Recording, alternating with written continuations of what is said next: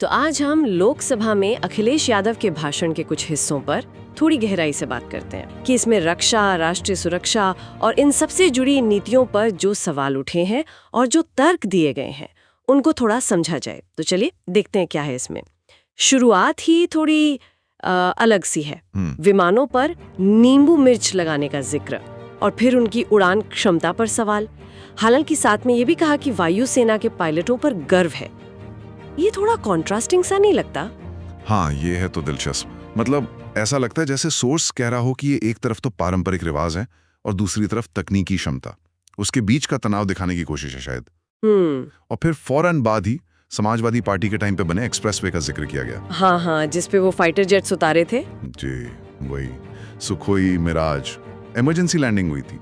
तो इसको एक तरह से अपनी सरकार की दूरदर्शिता बताने जैसा देखा जा सकता है और शायद मौजूदा स्थिति पर एक टिप्पणी भी। सही कहा।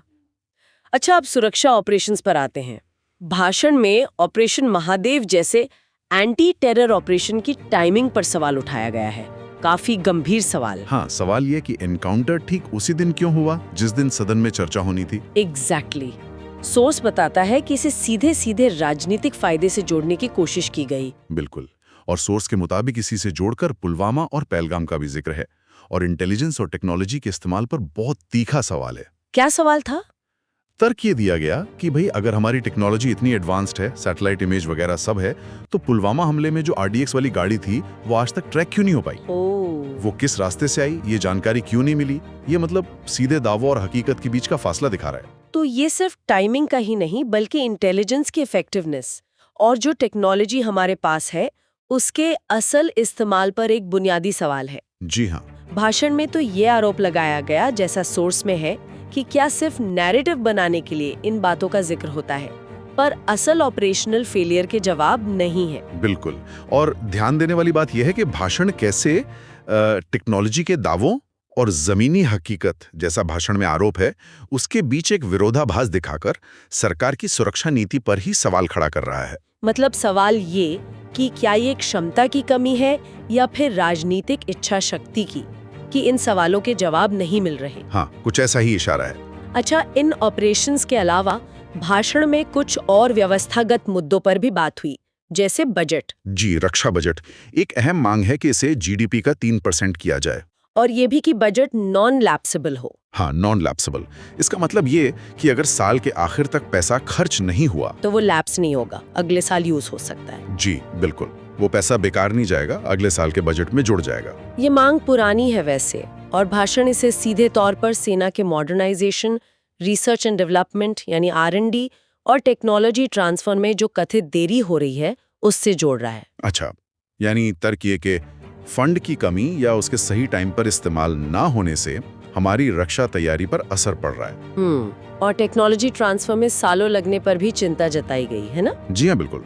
भाषण में ये चिंता साफ है। सवाल उठाया गया कि भाई जब हम टेक्नोलॉजी के लिए समझौते करते हैं तो उसे असल में सेना तक पहुंचने में इतना टाइम क्यों लग जाता है? क्या प्रक्रिया है जटिल है या पारदर्शिता की कमी है? हाँ, यही सवाल उठाए गए और इसी से जुड़ा मुद्दा डिफेंस प्रोक्योरमेंट यानी रक्षा खरीद प्रक्रिया का भी है। हाँ, डिफेंस एक्सपो का जिक्र भी था। पूछा गया कि इतने बड़े आयोजन होते हैं, निवेश के बड़े बड़े दावे होते हैं, पर असल में कितना ठोस निवेश आया है? सही बात है, और ये सवाल सीधे आत्मनिर्भर भारत अभियान से भी जुड़ता है। कैसे? देखिए, भाषण इस पर सवाल उठा रहा है कि अगर हम रक्षा में आत्मनिर्भरता की बात कर रहे हैं तो जमीनी हकीकत क्या है, हमारी अपनी प्रोडक्शन क्षमताएं कितनी मजबूत हुई हैं, क्या हम सिर्फ पार्ट्स जोड़ रहे हैं या वाकई में अहम टेक्नोलॉजी डेवलप कर पा रहे हैं। तो ये पूरी रक्षा खरीद और आत्मनिर्भरता की जो पॉलिसी है उसकी पारदर्शिता और इफेक्टिवनेस पर एक तरह की टिप्पणी है, जैसा सोर्स में दिख रहा है। जी बिल्कुल। तो कुल मिलाकर देखें तो इस भाषण के विश्लेषण से ये समझ आता है कि इसमें कई परतें हैं।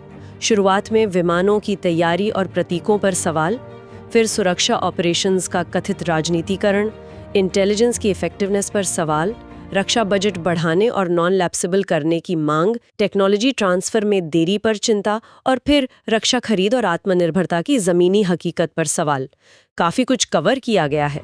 हाँ, काफी सारे मुद्दे हैं और अंत में सोचने के लिए एक अहम सवाल ये उभरता है कि ठीक है, ये राजनीतिक बहस और आरोप प्रत्यारोप अपनी जगह है, लेकिन इनसे आगे बढ़कर भारत की रक्षा क्षमताओं को असल में मजबूत करने के लिए क्या ठोस कदम उठाने की जरूरत है? मतलब सिस्टम में क्या बदलाव लाए जाएं? हाँ, भाषण में जो कमजोरियां उठाई गई, चाहे वो इंटेलिजेंस की हों, बजट की या खरीद प्रक्रिया की, उन्हें दूर करने के लिए और रक्षा R&D में सच में आत्मनिर्भर बनने के लिए किन सिस्टमिक बदलावों पर फोकस करना होगा। ये सवाल सिर्फ सरकार के लिए नहीं है, बल्कि पूरे डिफेंस इकोसिस्टम के लिए रिलेवेंट है।